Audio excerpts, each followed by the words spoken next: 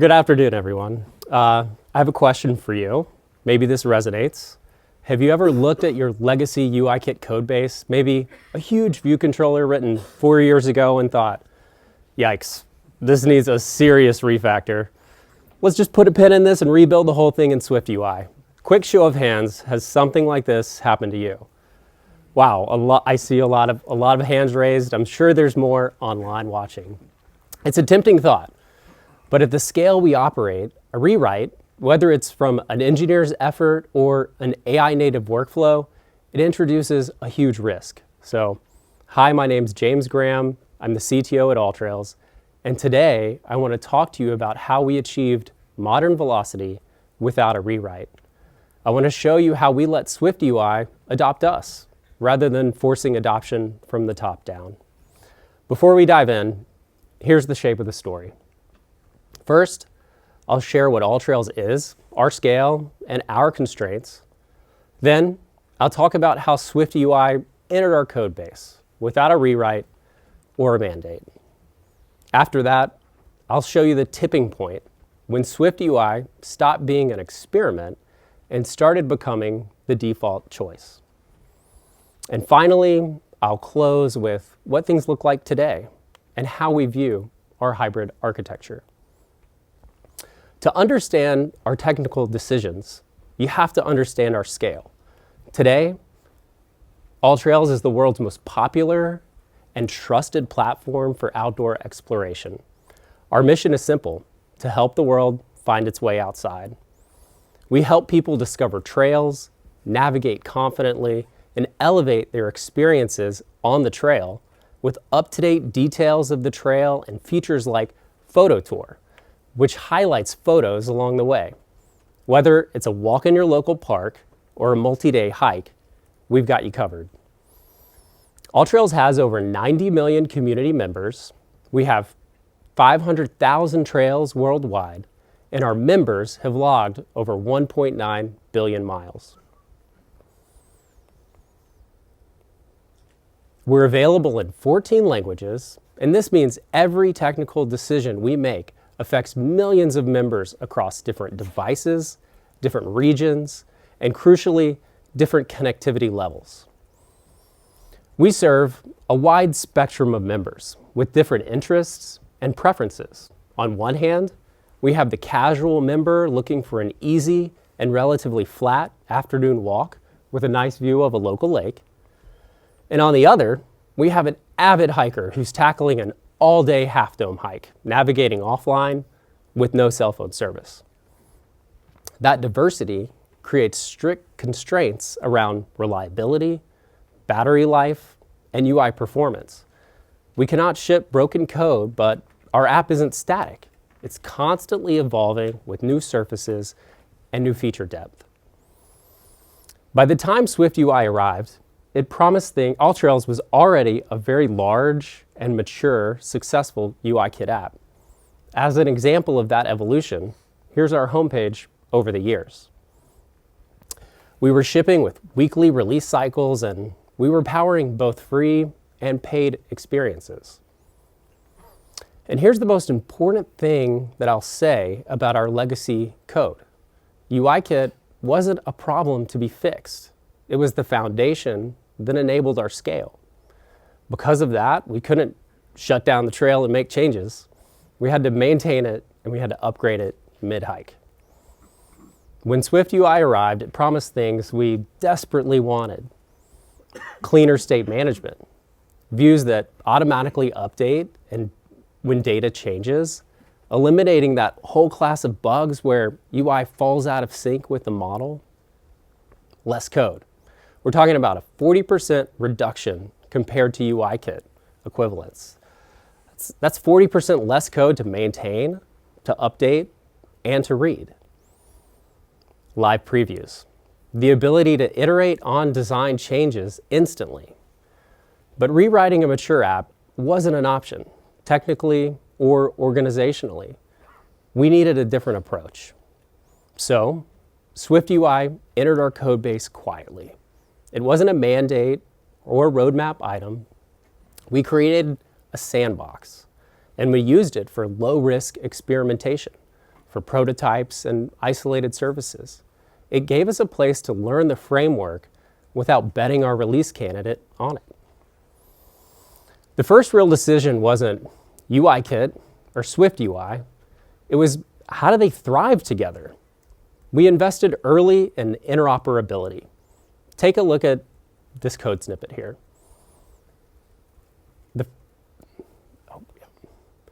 This is our bridge.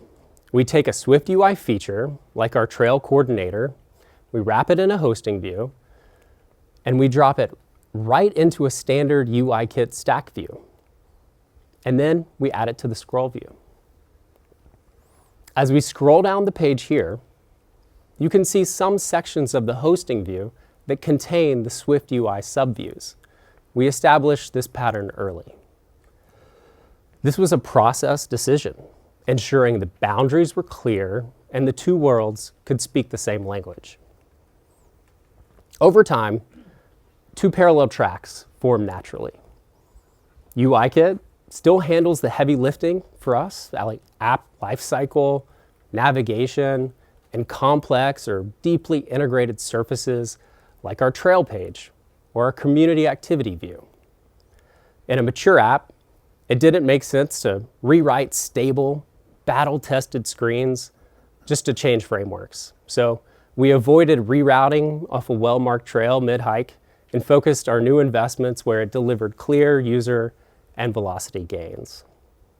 On the SwiftUI side, we intentionally are using it where it fits best, on those isolated, well-bounded surfaces, rendering heavy views, and new experiments. You can see two examples of that here. The trail review flow is a self-contained surface with dynamic state and UI updates, which maps well to SwiftUI's declarative model. The Ask the Trail Anything experience, built on Apple Intelligence, is a newer, more experimental surface. SwiftUI lets us iterate quickly here and evolve the experience without coupling it tightly to the app's core architecture. Another area where SwiftUI shines very bright is our design system.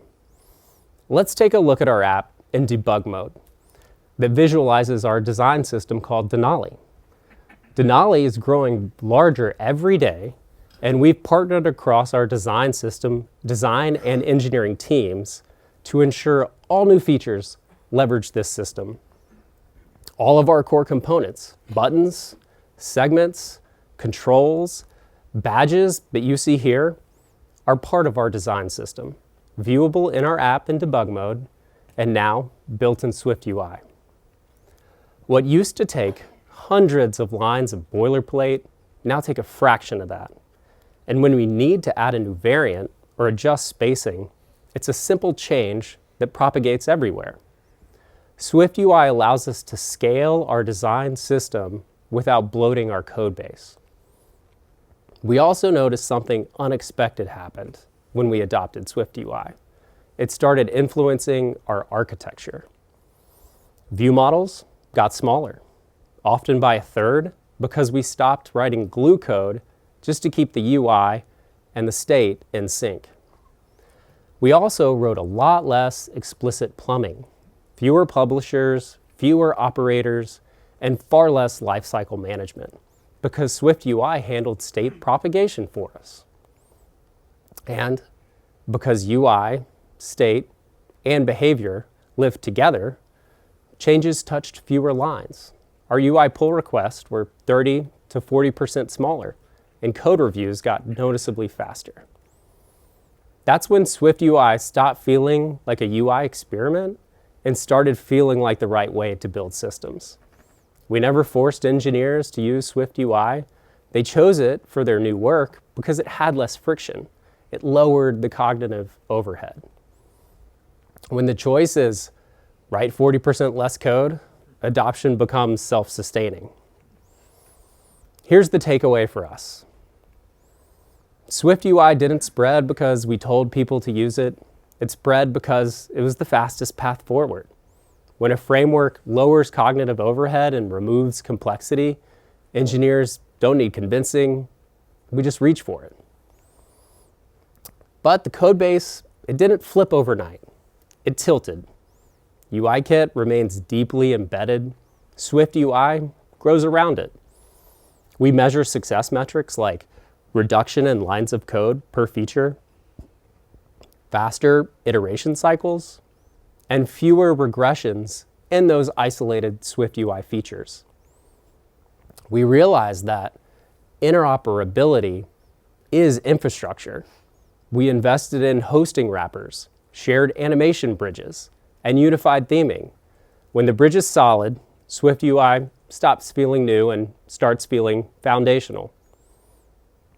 A perfect example of this is our Apple Watch app. Both our compass and map surfaces are built with SwiftUI, and our map uses MapKit. This demonstrates how we can ship critical, performance-sensitive functionality using modern architecture.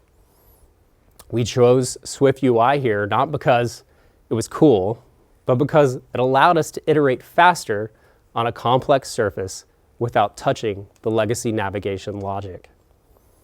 So, where are we today? AllTrails isn't migrated to SwiftUI.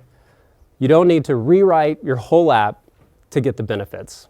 We're a hybrid system with direction. UIKit provides stability. It's still fantastic for deep UI customization like complex collection views or intricate navigation bars. SwiftUI defines our growth. It's catching up fast, and our plant identification feature, seen here, is 100% SwiftUI. So, everything I've described so far is specific to AllTrails. Our scale, our members, our constraints, and that's intentional. The common mistake teams make is treating adoption like a binary decision. Should we adopt SwiftUI? The better framing is, under what conditions does adoption create momentum instead of risk? When we looked at what actually worked for us, fewer bugs, faster delivery, better cross-team scaling, it wasn't a single technical choice. It was a set of decisions made deliberately. One question I hear a lot is, can UIKit and SwiftUI coexist safely?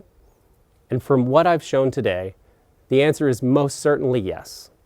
So instead of telling you what to adopt, I'll leave you with 3 questions you can use to evaluate adoption in your own context. 1, is interoperability treated as infrastructure? If interoperability is fragile or ad hoc, adoption will stall the moment real product pressure hits. 2, does the new tool reduce cognitive overhead? When a tool genuinely simplifies mental load, adoption doesn't need enforcement. Engineers will choose it voluntarily. And 3, are you measuring momentum and not conversion? Momentum shows up in smaller PRs, faster reviews, and fewer regressions, not in how much of your code base you've converted.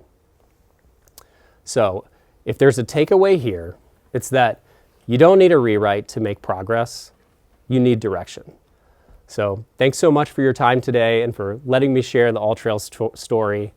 We'll see you on the trail.